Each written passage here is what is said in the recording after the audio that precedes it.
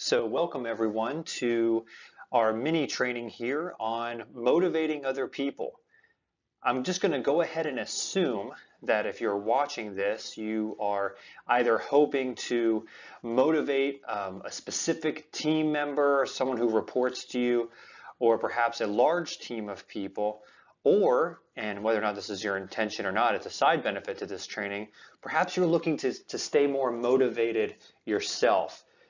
The fact of the matter is motivation is important. We all understand that. In order to be effective, we want to get up every day and do what we love. We want to be motivated. Now, some would say, do what you love and the money will follow. I don't necessarily agree with that. For example, I love grilling. I could sit there and talk about grills and grill all day long, and I enjoy it. But if I could tell you right now that if I were to go and open a store that sold grills, while I would definitely enjoy the conversations I have with people, I wouldn't necessarily enjoy retail sales. So it would be better for me to do that than to perhaps sell aquariums, because I'm not an aquarium guy. But I would rather sell grills than aquariums. But to go and own a grill store is not what I love. So sometimes when people say, do what you love and the money will follow, do what you're motivated and you'll be successful, I think we have to be a little careful to qualify that further. Now, what I do love doing is helping people. I love helping people succeed more specifically. I enjoy the process of coaching. I enjoy the process of consulting and training. I love doing things like webinars like this or making videos like this. And so not only do I get to talk about what I enjoy, but I enjoy the process as well. Now you do that, and yes, if there's value there and people who want that value, the money will follow. And that motivation is important. Fact of the matter is some of us in our jobs or some of the people who work or report to us, they might not have the motivation you have to complete their job. So what we're going to look at today is, even if they don't love necessarily what they're doing, how can we still find what motivates them and then kind of apply the day-to-day duties of what they're doing towards that motivation. So let's dive right in to motivates us. So as we get into this, I want to kind of draw a distinction. Motivators or driving forces, you'll hear me say, and behaviors. And for behaviors, I typically would use the DISC behavior language as a way to explain behaviors. But for those of you who aren't familiar with that, behaviors are things like, are you an extrovert or are you an introvert? Are you more task-oriented or are you more people-oriented? So how you do what you do is important. Why you do what you do is even more important. They tend to turn like wheels in a bike. So if you're a real task-oriented, extroverted person in the DISC, that's a D, then you tend to be motivated as a utilitarian person, someone who's driven for results. But not necessarily is there a guarantee that these wheels on a bike are going to turn in symmetry. And some of the people in your life or some of the people who report to you who maybe confuse you a lot, they seem to act one way, but they're driven by another thing. Well, that's probably exactly what's going on. The wheels on the bike aren't turning as what would be typical. It's not weird, it's just not typical. So let's look specifically at motivators. So the first thing to recognize when we consider motivators is there's 6 major categories of motivators. Now, we can make this more complicated if we wanted to, and in a little bit we actually will. But this is just a nice way to kind of categorize how we're motivated in these 6 categories. But the purpose of what I want to show you here is that we're all motivated in a sense a little bit by everything. So what you see here in the bar graph is the different levels of motivation of this individual. The blue line here is how that relates to the society, to the country they live in, what's the norm. Or they're a certain peer group, we could do a comparison. But the thing to take away from this slide is simply this.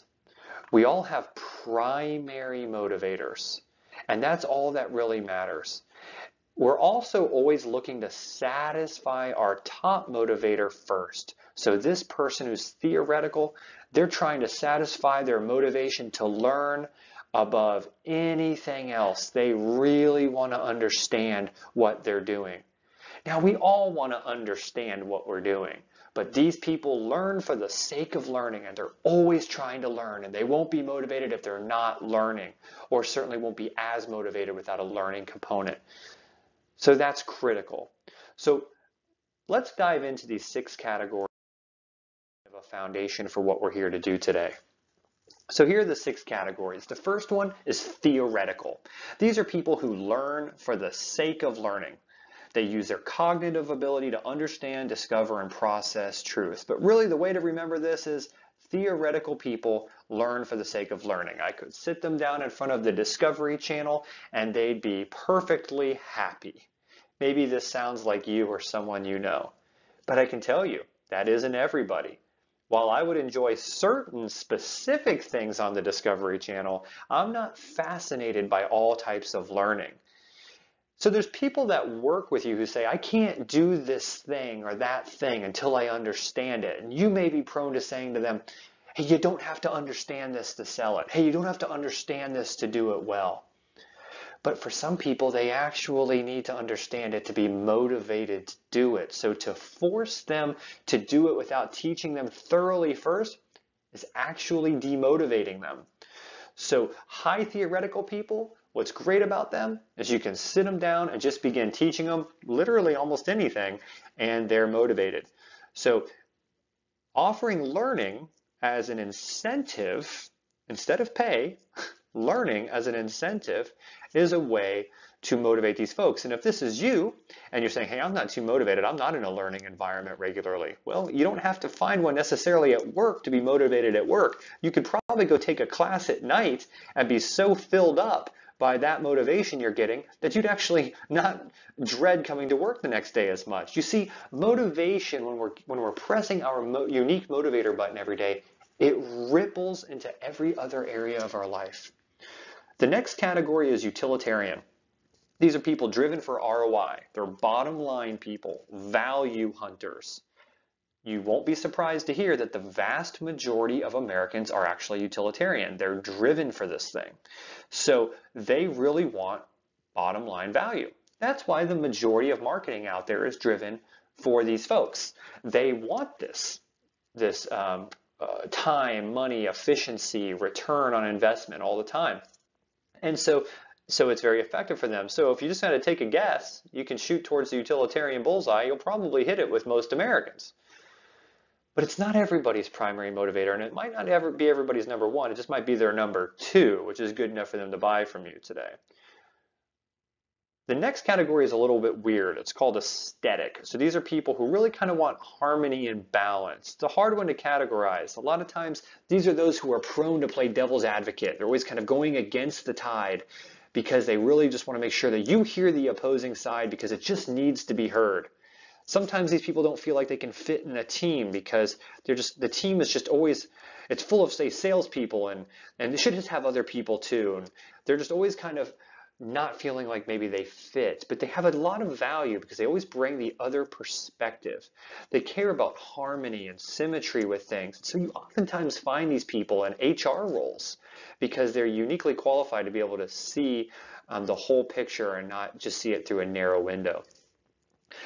The next is social. Now that's not like social butterfly, that's more like social cause. These are people who invest their time and their resources into helping people achieve something, accomplish a goal. They want to help you for a specific purpose. So I'm very motivated this way. I really want to help you to be motivated and to help others to be motivated. I don't know why, but it's how I'm motivated. I just really want to help people succeed. It's just what's in me, and as long as I'm doing that, I'm very engaged. So you don't have to actually pay me more money to be engaged. I can just have more opportunity to help people for the specific purposes I want to help them, and I'm usually pretty fired up about those opportunities, which can be to my detriment in sales situations because I tend to want to give more and ask for less, and that is the social motivator at work.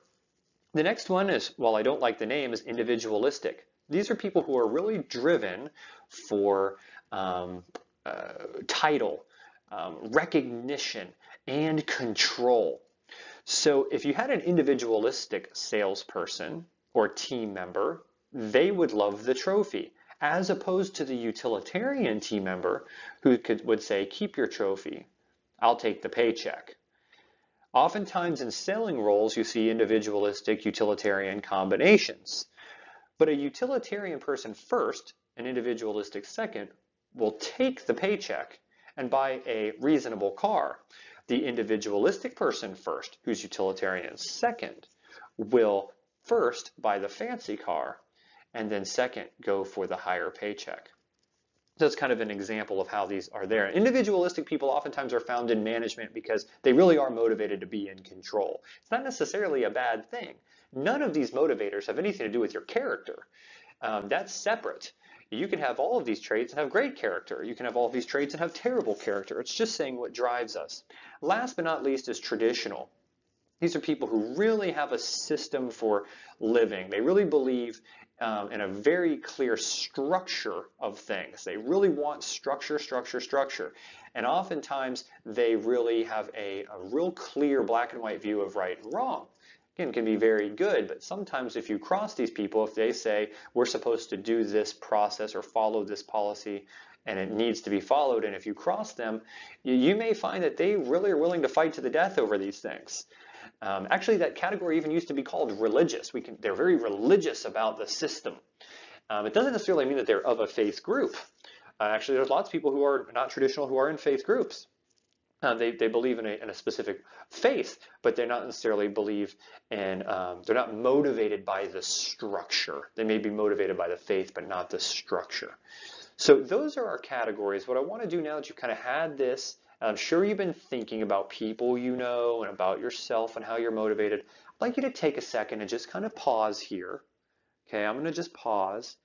I want you to go ahead and and when I say go ahead and pause this video. And I want you to just think, what am I doing right now that's motivating me? And which category does that go along? Am I really motivated for helping others for specific purposes? What am I doing right now that's telling me that that's working for me? And then what can I do perhaps to do that more? And you can think about that in terms of another person too. Do I have someone on my team who just always seems to want the recognition? What recognition might I give them to motivate them, knowing now that they're an individualistic person? So take a minute, kind of ponder this and apply it to yourself and your team. And when you're ready to come back, we'll start again. Okay, great. So I hope you were able to take some time, pause the video, and do the exercise and actually apply this, think about this. A whole nother layer to it. So while there's positive, there's also negative with these things. There's positive and there's negative. So here's your 6 categories. The brain is theoretical. This is your utilitarian. Below that's your aesthetic. Below that's your social. Then here's your individualistic, and then here's your traditional. They're a backbone here. And kind of like a net promoter score, there's positive and negative on each side. So if you're high theoretical, we're going to call you intellectual. But some people are so anti-intellectual that they're what we would call instinctive. So it's a way to blow this out a little bit deeper. You don't need to go this deep, but I find it to be very helpful because just because I say you're really high theoretical, great, but you can actually be so anti-theoretical that it can actually help me to understand and motivate you even more, knowing that you're highly instinctive. This means a ton of learning would demotivate these people, these instinctive people, because they're driven for just kind of firing from the hip. So let's look at those. So intellectual people are driven for opportunities to learn. That's the high theoretical we already discussed. And then we've got instinctive folks. Very, very, very helpful on teams when people are very instinctive. But again, you send them to a class all day, and if they were watching this video, they're probably ready to go and apply what we're talking about right now. They don't really want to hear much more about it. Same with high resourceful people. They really want practical results right away. Tell me what I can do different right now so that I can apply what I'm learning. They're very motivated for that. But some people are very selfless. They're driven by completing tasks because the tasks are supposed to be completed. You don't really have to pay me for it. You may say, well, that's great. I wish I had more selfless people on my team. I could save some money. That's true. but they're actually not as easy to motivate as high resourceful people. If I can just pay you an extra dollar and have you do more, that's great. We shouldn't worry too much about that, but the dollar doesn't always work. As a matter of fact, forcing the selfless people to take more money could actually demotivate them. The next category is aesthetic. So a high aesthetic person is harmonious. They're driven by that experience. They want to be subjective. They play devil's advocate. They want harmony and balance. So if you're anti-aesthetic, then you are objective. You really want functionality. So imagine you're a real estate agent and you're going into a home. If you're really high harmonious, you're showing everyone the feng shui of everything. Look at the sight lines on the counters. Look at how beautiful the Korean counters are and how they match with the backsplash. Real aesthetic. Where a high objective person would say, okay, that's nice. That sounds maybe expensive, but these countertops are too low. 38-inch countertops are just too low. I need 42-inch countertops. That's much more functional. I'm not really worried about how it looks. I mean, I'm sure it's important, but I'm really driven by the functionality. The bathroom shower stall is too small. I don't care that it's nice stonework in there. So when we're selling to people, when we're leading people, when we're managing people, it's helpful to be able to categorize them this way. When we're fighting against the tide with motivating someone, we can easily drop back and say, maybe I'm pushing them along the lines of what motivates me or what I've done in the past, and I'm seeing this person's motivated in a different way. And we'll get to in just a minute what we do with those people. So let's go through the rest of the categories. So social, a high social person's altruistic. They want to help people. Matter of fact, they want to help anybody for whatever reason. They're altruistic. They just want to help everyone. A lot of people are helpful, but they're very intentionally helpful for a specific purpose. And these are intentional people. So again, both are social. One is social for everybody. One is social for a specific cause. Highly altruistic people will say things like, well, how come you're helping so-and-so and then you're not willing to help over here?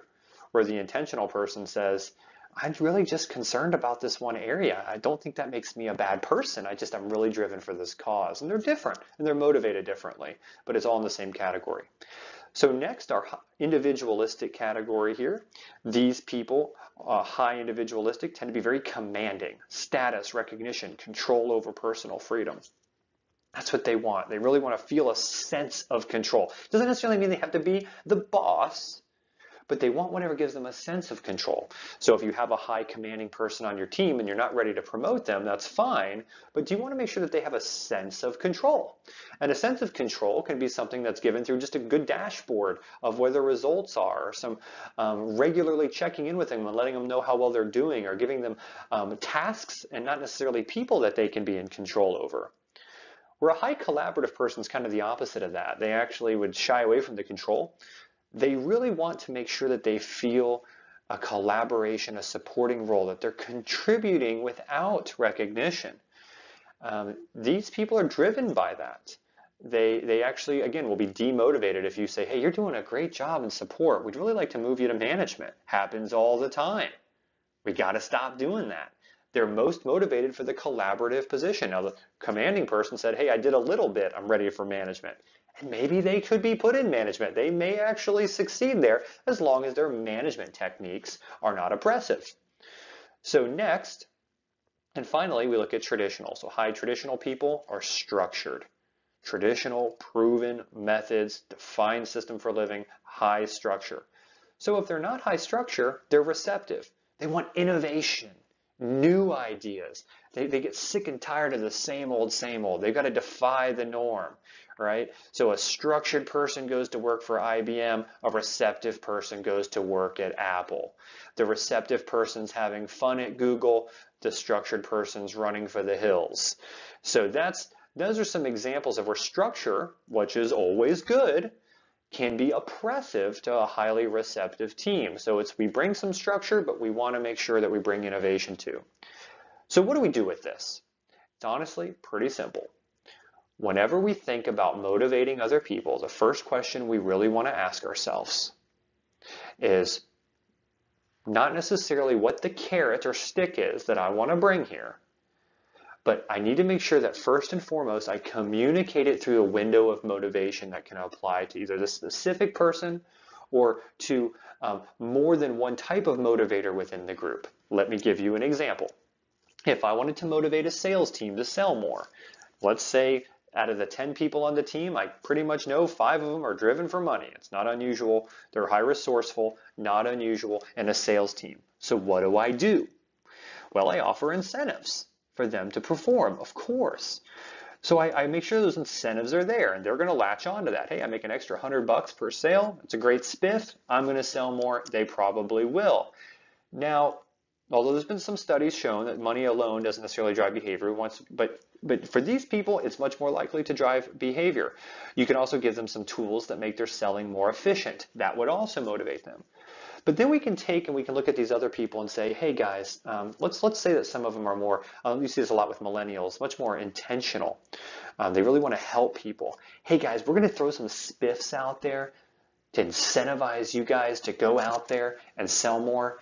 But I really want to show you that selling more of this product is really going to help your customer more. And I want to bring that to light. That's why we want to incentivize it, because it's really going to help people more. And here's some specific ways where this product is going to help people. And these people aren't being helped if we don't do that.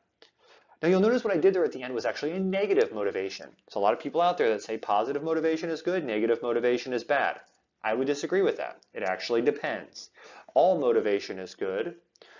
What a negative motivation is, in a good way, is when to not do this thing would demotivate you. What I mean is, if you're motivated by helping people, then I can actually keep you motivated by saying, hey guys, if we don't take this activity, we're not going to be able to help people. That is a negative motivation. The positive would be, hey, if we do this, we can help people. But sometimes a combination of both is helpful. Sometimes people need to see not only what they can get, but they need to see what they avoid by taking the right action. That's a negative motivation used appropriately for a specific motivator in a way that works. Where negative motivation goes wrong is when it's used as punishment. Hey, you didn't do what you were supposed to do, so now I'm not going to let you help people anymore. Well, that certainly brings impact, but it's in no way, shape, or form ever going to turn to motivation, not unless you give them a way out of that. However, if you change your behavior and you come back and do these things, I'll let you start helping people again. That's a better spin on that. But when you just punish people and just remove things and think that's going to teach them a lesson, it doesn't really do much for motivation. It may teach them a lesson. I'm not saying that it doesn't teach them a lesson, but it's not going to do much for their motivation. All right, I know that all of this information can be overwhelming. This is what you need to do next. You need to drop back, consider your team, consider the thing you're trying to change, the behavior you're trying to change in yourself or others, the outcome you're trying to affect. What am I doing right now to make that thing work? And which motivator is that speaking to? Ask yourself, if you're a manager, this question. Am I doing that because it's what motivates me? And if I'm not getting the results with everybody, what other motivator could I be speaking to? You don't necessarily have to change the reward. Like I just showed you with money. Hey, we're going to spiff you guys. I'm not going to remove the spiff.